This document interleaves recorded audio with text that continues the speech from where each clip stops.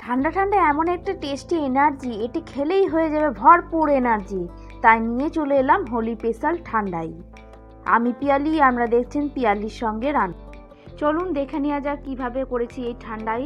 প্রথমে একটা বাটিতে আমি নিয়ে নিচ্ছি কাজু, আমন্ড, আখরোট, পেস্তা, মাখানা, মগজ, কয়েকটা গোলমরিচ, কয়েকটা এলাচ, পোস্ত, মৌরি ও কয়েকটা গোলাপের পাতা।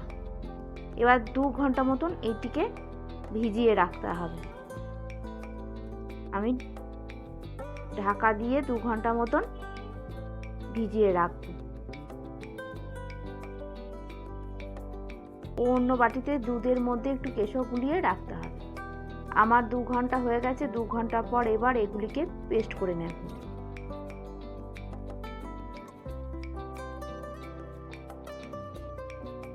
পেস্ট করে নেবার পর অন্য একটা বাটিতে দুধ নিয়ে ওই দুধের মধ্যে পেস্টটা দিয়ে দেব।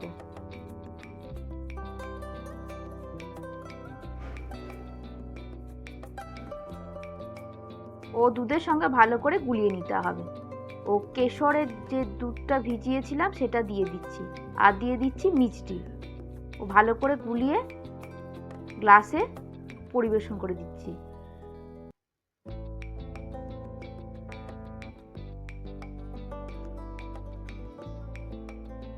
এর মধ্যে দিয়ে দিচ্ছি ঠান্ডা ঠান্ডা করার জন্য বরফ। বরফটা অবশ্যই লাগবে, তাহলে খেতে খুব সুন্দর লাগে। হোলি স্পেশাল এই ঠান্ডাই একবার বাড়িতে অবশ্যই ট্রাই করে দেখবেন এই হোলিতেই।